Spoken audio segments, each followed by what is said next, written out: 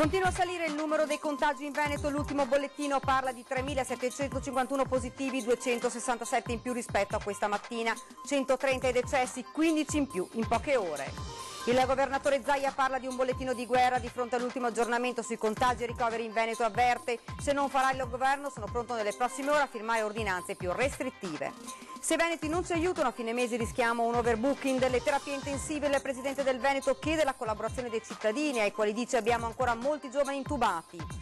Mascherine presto in arrivo verranno consegnate, prima ai sindaci e poi distribuite gratuitamente, altre si potranno trovare nei supermercati e nelle farmacie. Prosegue la visita della delegazione di medici cinesi a Padova, giusto fare molti tamponi e i sanitari devono essere disponibili a spostarsi nel paese dove c'è bisogno, spiegano. Scuola verso la proroga delle chiusure, il ministro dell'istruzione Azzolina: non è possibile dare un'altra data per l'apertura delle scuole, tutto dipende dall'evoluzione di questi giorni. Per aiutare la città di Bergamo, duramente colpita dal coronavirus, una decina di salme verranno trasferite a Padova per la cremazione. Incuranti delle normative organizzano un festino sul terrazzo di un appartamento a Treviso, interviene la polizia locale, la rabbia del sindaco Conte, vergogna, saranno denunciati. Buonasera e ben ritrovati, edizione regionale dei notiziari di Antenna 3, dunque questi i titoli, ma in primo piano il consueto bollettino che arriva dalla regione. Purtroppo dobbiamo registrare nuovamente un aumento delle persone positive, delle persone contagiate, che sale in Veneto a 3.751 con un più 267, proprio 267 persone rispetto a questa mattina. 805 invece sono le persone ricoverate in ospedale con un più 34, mentre sono in terapia intensiva 224 persone con un più 15. Purtroppo dobbiamo anche registrare un aumento davvero che fa pensare di persone che hanno perso la vita proprio a causa del coronavirus, con un più 15, e sono 130 ora le persone decedute a causa di questo virus.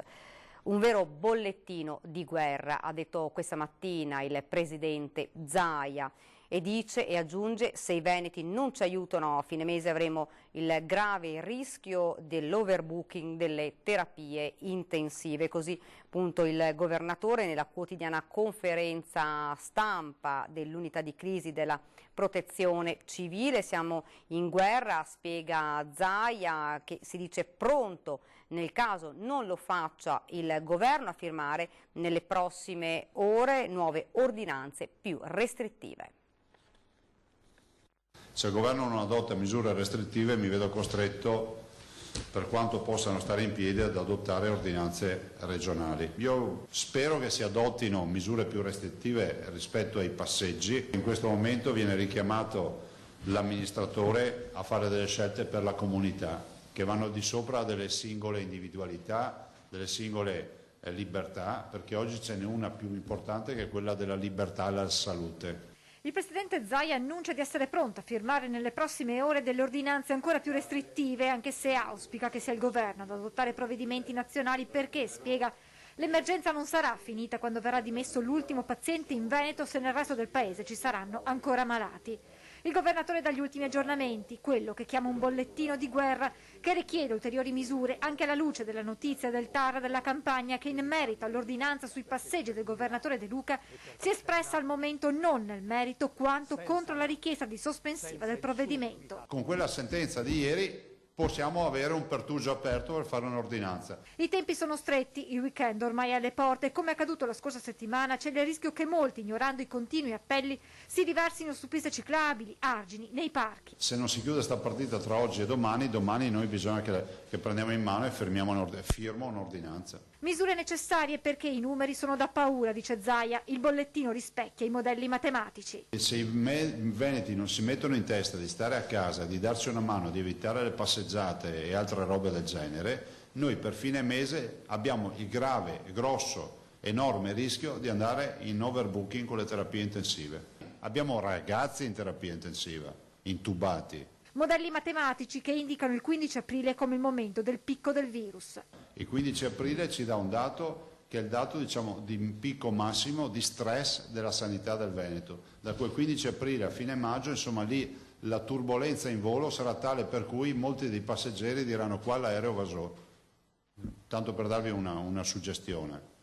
Ma non andrà giù l'aereo, noi andiamo a atterrare nell'aeroporto che abbiamo previsto come destinazione. Siamo pronti alla grande onda, se i veneti ci aiutano magari arriva un'onda che possiamo affrontare solo con un surf. Usa questa metafora il Presidente del Veneto per lanciare ancora una volta un appello che però non tutti sembrano aver compreso fino in fondo. Stare a casa, di non farsi, come si può dire, non facciamoci ammagliare da questo sole, che è un sole cattivo, è un sole che ci tira fuori, è un sole che ci farà punire dal virus. Io arrivo a odiare questo sole perché se piovesse e facesse freddo faremmo meno rischiare la vita ai nostri cittadini.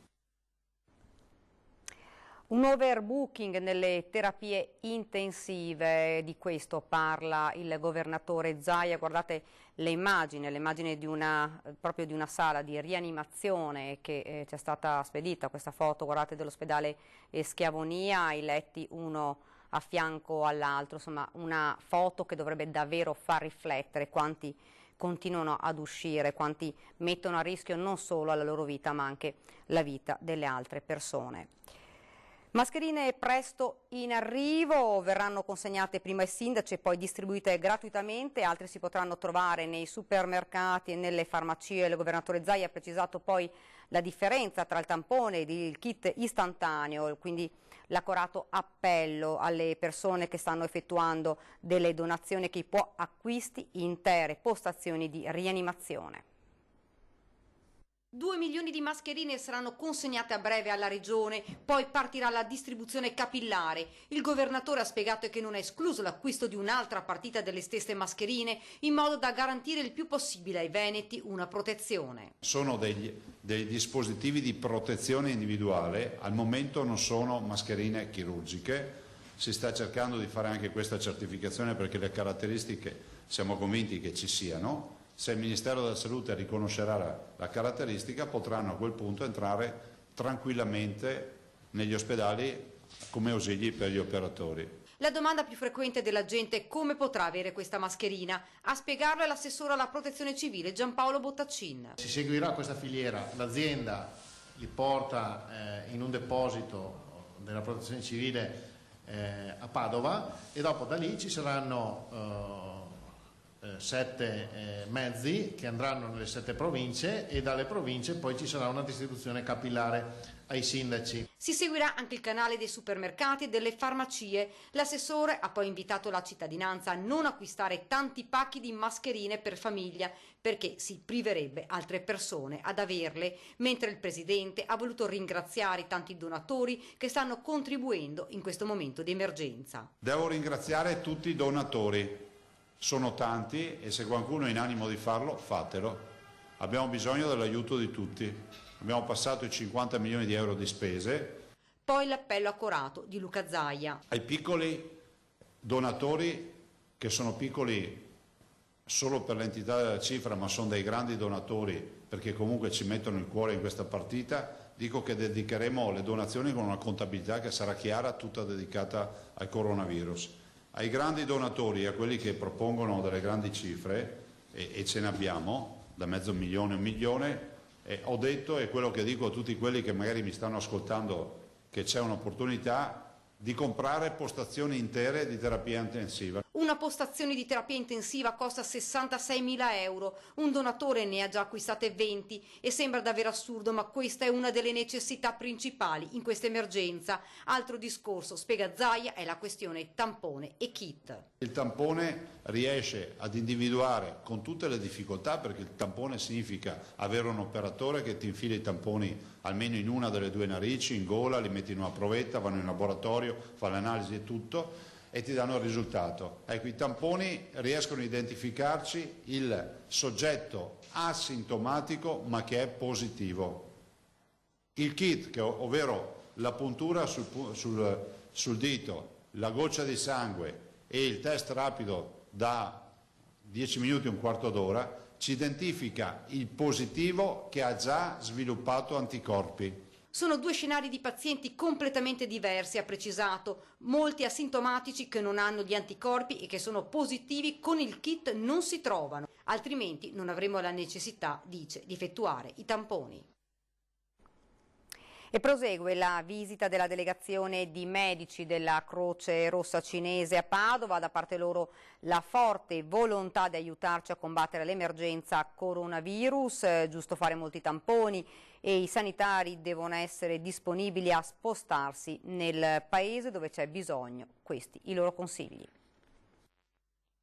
Scambiarsi informazioni, mettere a disposizione l'esperienza, guardare al futuro. La visita dei 9 medici cinesi, rappresentanti della Croce Rossa e del governo, che in questi giorni sono a Padova per incontrare sanitari e dirigenti, sta avendo un grande successo. Oggi l'incontro, organizzato dalla Croce Rossa di Padova, si è svolto nell'azienda ospedaliera. Un incontro senza presenze esterne, trasmesso in videoconferenza, come ovvio in questo periodo, e gli specialisti del Sollevante confermano la validità dei provvedimenti presi in Italia. Noi abbiamo fiducia che Padova riuscirà a uscire da questa situazione molto presto e che le misure adottate si sta facendo un ottimo lavoro. In Cina oggi la situazione è quella di 0 casi interni e di casi positivi solo importati nel paese, cioè provenienti dall'estero. La sfida insomma sta per essere vinta.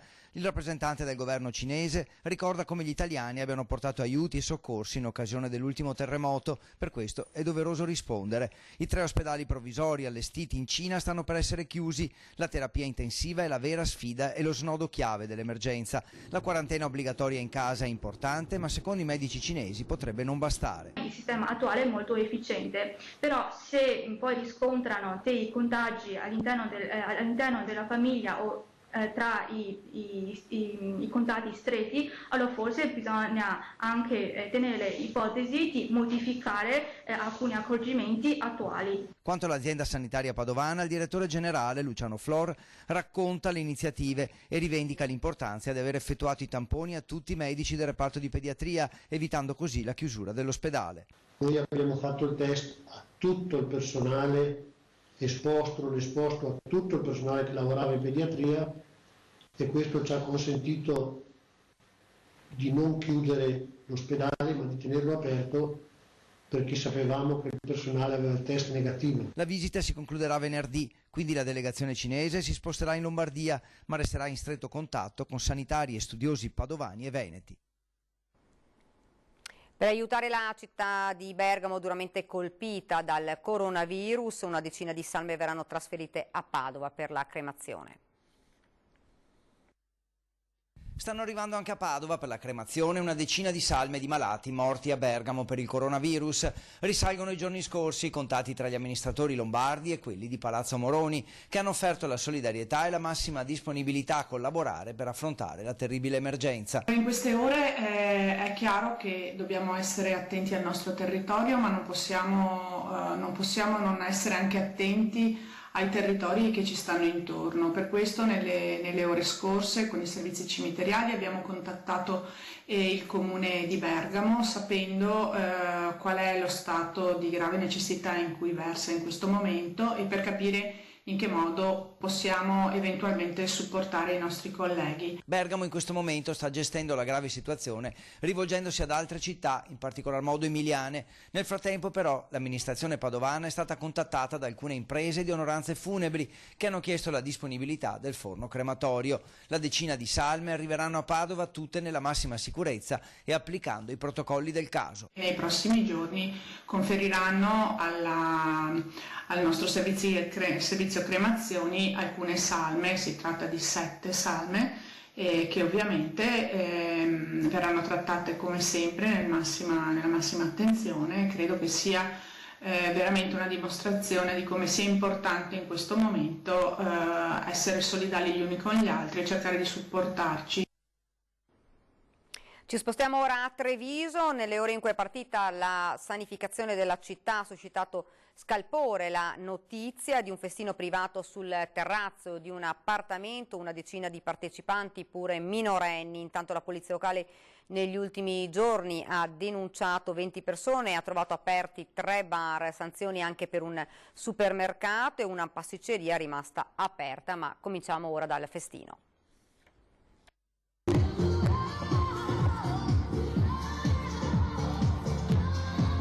sono anche i bambini. Ci sono anche i bambini.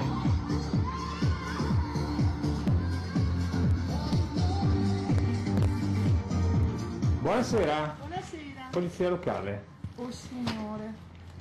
Sì, cosa state combinando? Un po' di musica. Flash mob. Ho capito.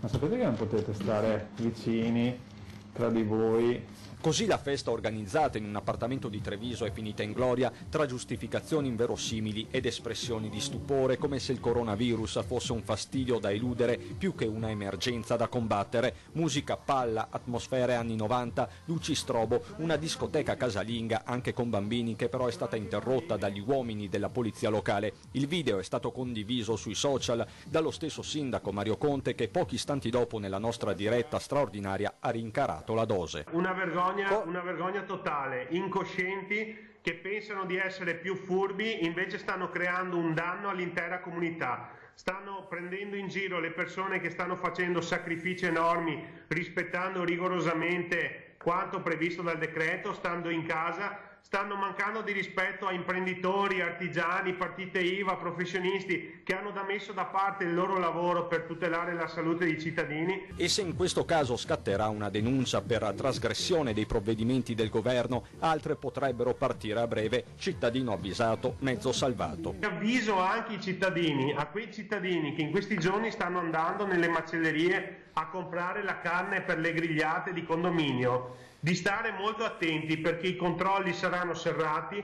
e fioccheranno denunce nel caso in cui verranno scoperti a fare feste di condominio o aggregazione. Mi raccomando. Nel frattempo è iniziata, quando ancora era notte, la sanificazione della città nelle aree individuate dai protocolli le più sensibili. Abbiamo individuato delle zone che sono maggiormente frequentate anche in questi giorni, dove il contagio è in aumento, quindi stazione delle corriere, tutte le zone limitrofe, i supermercati, alle farmacie, ai medici di base, tutte quelle zone che abbiamo continuato a frequentare anche dopo le restrizioni indicate dal decreto ministeriale. Ci vedrà impegnati anche nei prossimi giorni, ma ci tengo a sottolineare che le zone da sanificare sono già state tutte individuate e non c'è spazio per richieste singole dei singoli cittadini.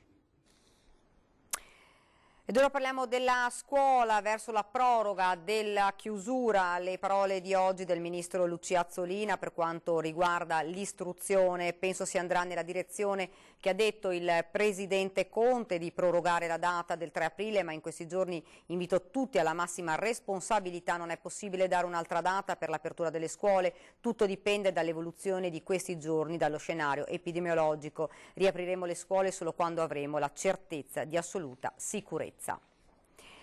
E adesso l'appello del presidente del Veneto Luca Zaia al governo: si metta una mano sulla coscienza e pensi al futuro delle televisioni locali scordate nel decreto Cura Italia. Grazie, buongiorno a tutti, grazie per essere qua.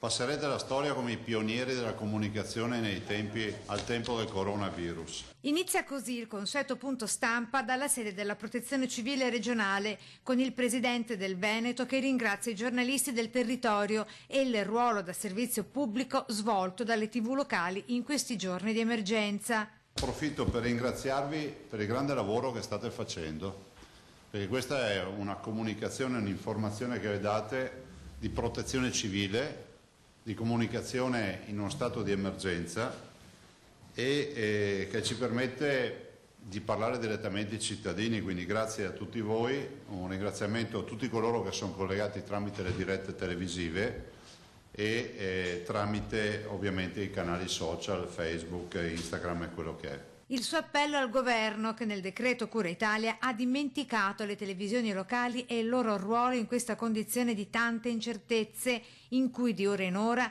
gli inserzionisti disdicono i loro contratti pubblicitari. Voglio dire peraltro con le televisioni, e credetemi non è un attacco politico, però mi sento di dirlo, è giusto che il governo si metta una mano nel cuore e pensi a tutto quello che è la stampa locale, le TV, i media locali, che hanno assolutamente bisogno di sostegno.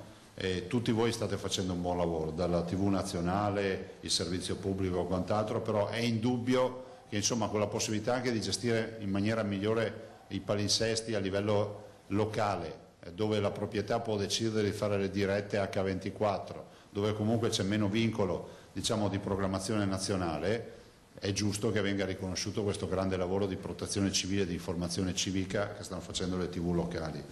So che in questo decreto non è passata la misura, spero vivamente che il Governo si metta una mano sulla coscienza e lo faccia col prossimo provvedimento. Nel ringraziamento corale a chi continua a lavorare con etica e abnegazione, il governatore torna ancora una volta a rammentare noi della stampa, delle TV locali. Il ringraziamento va in maniera corale a tutti quelli che stanno lavorando, giornalisti compresi in questo momento, che fanno un'attività diciamo eroica e che vengono alle conferenze stampa. Voi non li potete vedere, sono tutti bardati con la mascherina e rischiano anche del loro.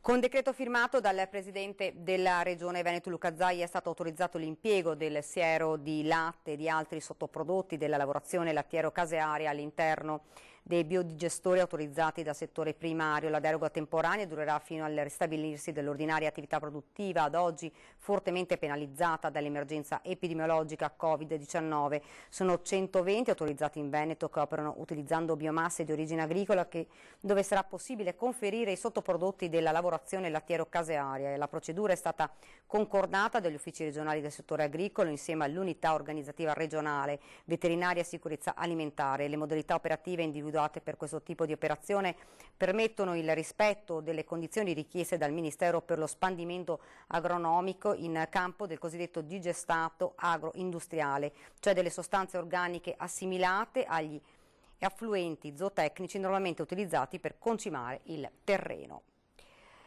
Gente in coda fuori dai supermercati e dalle farmacie, per tutti ingressi sempre più contingentati in attesa di nuove disposizioni del governo che inaspriscono anche le uscite, dice la gente. Il nostro reportage, siamo a Venezia.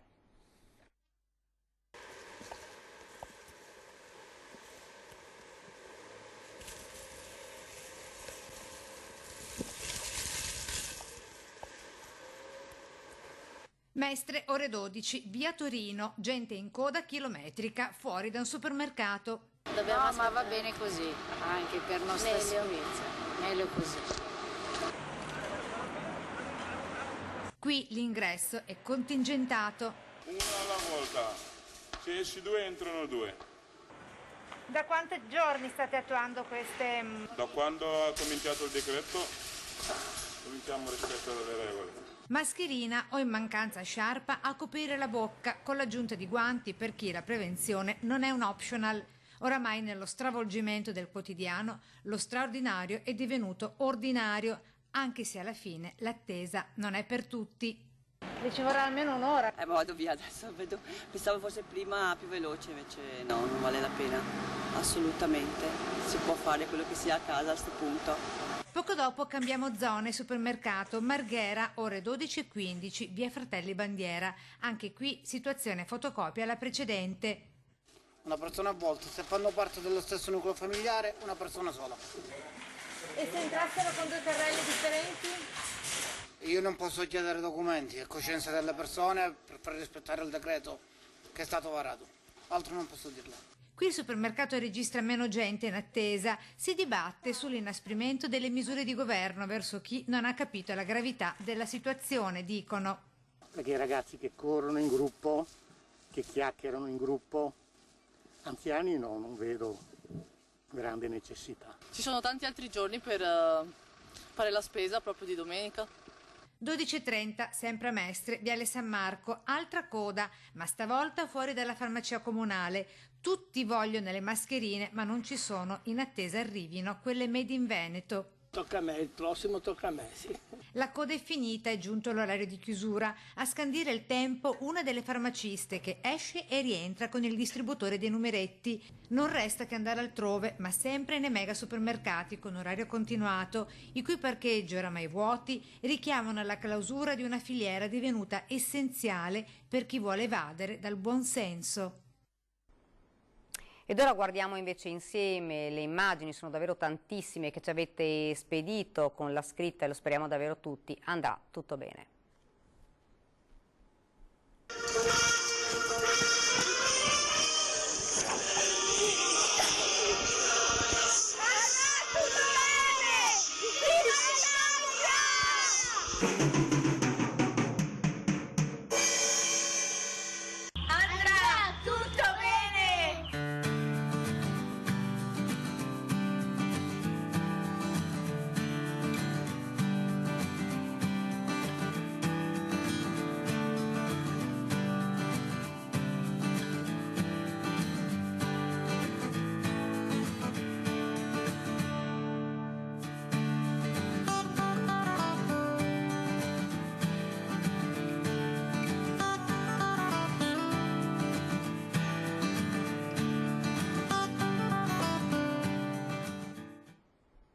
Ed è davvero tutto per questa edizione del nostro telegiornale. Vi ricordo fra qualche minuto l'edizione di Venezia, poi quella di Treviso. Ed ora vi lascio alle previsioni del tempo. Grazie davvero per averci seguito. Buona serata.